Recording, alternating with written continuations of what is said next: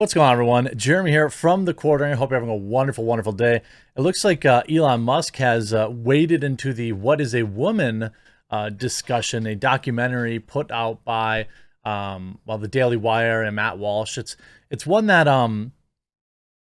it highlights some very important questions, but it's also something that I kind of struggled to quote unquote promote one way or another, because I wasn't quite sure if it was just intended to trigger like they got a couple of weirdos and then they just asked a bunch of insane questions from insane people, but it was actually much deeper than that and definitely worth the watch.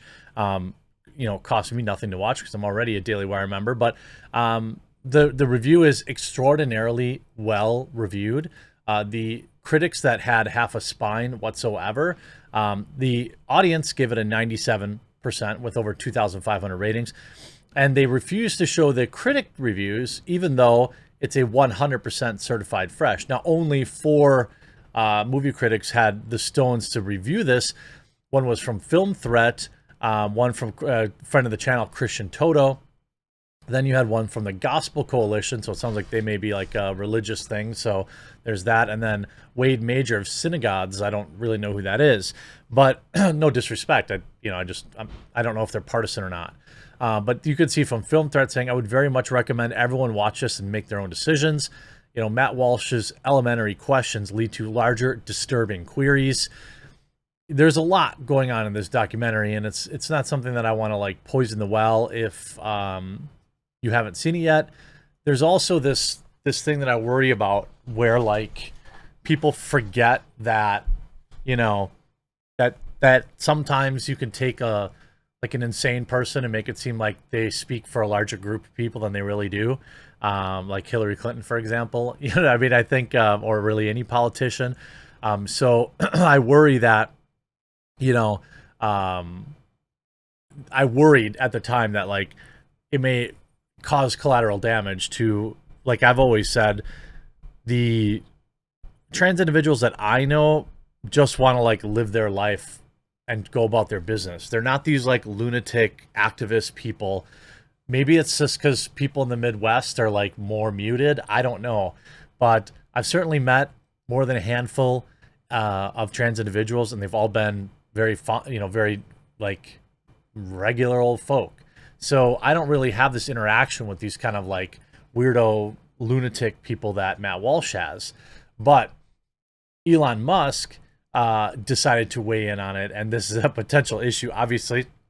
Elon pointed out the inconsistency of radical gender ideology on Saturday after the release of Daily Wire's new documentary, What is a Woman?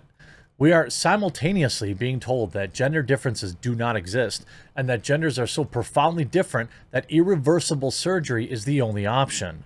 This is Elon Musk responding to a comment from Matt Taibbi, who wrote a Substack about it. I'm assuming that he's watched it. You see here, he is author of Griftopia, The Divide, The Business Dealings. So he writes, I wonder if we're institutionalizing stereotypes about gender in the same way academics have tried to institutionalize stereotypes about how hard work and being polite and punctuality in the written word are white culture. And he writes a Substack about the blowback. You see, this is via Matt's Substack.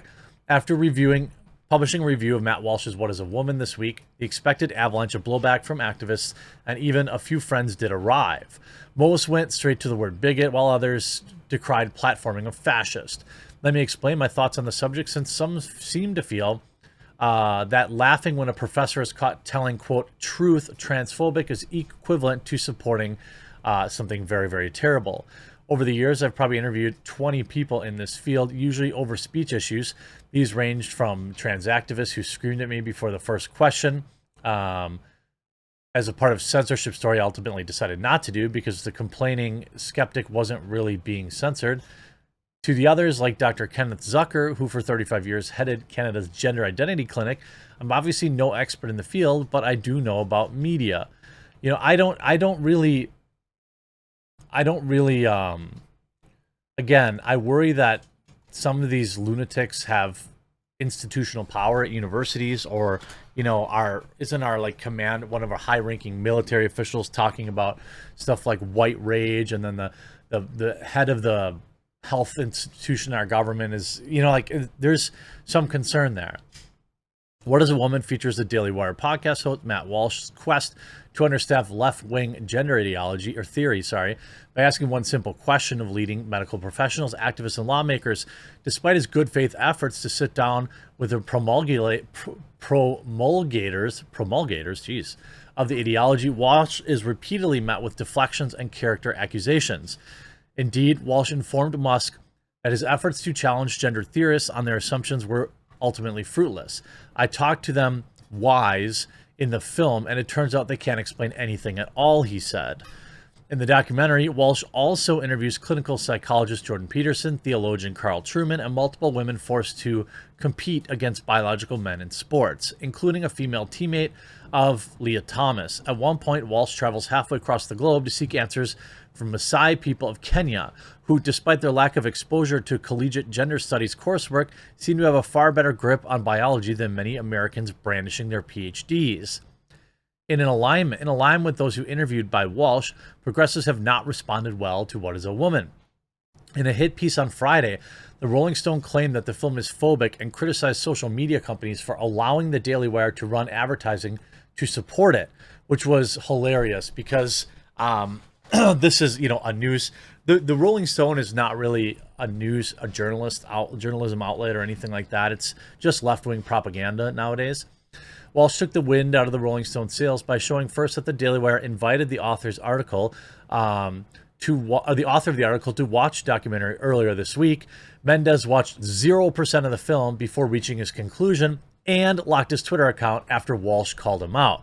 Absolutely hilarious. This is the thing, that this is a critic that they knew never watched the film, called him out for having a problem with it without ever watching it. You see, a lot of these people, we have the receipts. Rolling Stone hit piece calls What is a Woman phobic, but the author watched 0% of the movie. Elizabeth Gerber-Paul, the editor of Rolling Stone's hit piece, managed to sit through the first 11% of the film before she greenlit Mendez's article. I'd like the Rolling Stone to explain how they arrived at these horrible conclusions despite not watching the movie, Walsh asked. Do they make a habit of reviewing movies without watching them? How many other reviews were written this way? Or is mine the first? If so, why? Absolutely a reasonable question. That's the thing with these, and then, of course, updating, he locked down his account within 3 minutes of being exposed as a hack propagandist. This, of course, I'm sure is someone with a certified blue checkmark and all that stuff. The would-be Rolling Stone critics are by no means the first progressives to refuse to watch it, which currently boasts a 97% audience score on Rotten Tomatoes. Last week, the Daily Wire invited numerous film critics to see the film, but many responded with profanity and accusations of bigotry. Unsubscribe, lose my email, forget my name, unwind, hard effing pass. I would never give that bigot a platform on my site. Never email me again. Absolutely not. He's a bigot. I mean, certainly if you're a reviewer, I would say that you're fully entitled to review whatever it is that you want, especially if you're an independent reviewer. But the anger and vitriol that people reply with is kind of hilarious. And it's like, these folks are always so angry. And you see here Elon's reply, 116,000 likes. This is what I'm talking about, like real people having like actual opinions. He does write, it is a better world if we're all a bit less judgy. I 100% agree with that. And I think, I worry about like casting too wide a net. I would prefer we take a tactical approach to finding, for example, teachers that are talking about this stuff at unage appropriate ages, university professors funded by tax money. I worry about, life-altering surgeries for people who still haven't really figured out life yet, and the parents that, I don't know, are trying to stick it to Drumpf by taking their kids across the border to have these surgeries done. How many people is this? It's probably more than I think. It would probably break my heart to find out just how many people are doing it. But you know, back in the day, it was called going through a phase. And I think most people, by the time they're in their 20s or 30s, kind of have a better idea where they're at. So, you know, my interest starts and stops where you're doing, like, you're taking hormones or you're doing surgeries when you're just a kid. I don't think that the science even supports that. I don't think that there's really any benefit to it. You want to do it after you're an adult and you make that decision, I think that that's fine. That's why we have age limits and restrictions for those type of things. That's why you have to be 18 to do certain things, or 21 or 25, because they want your mind to develop a little bit. And you know, the idea Elon waded in these waters, probably a little dangerous, but he seems to have avoided a bazillion hit pieces about it. I hope you enjoyed this video. We'll talk to you again real soon.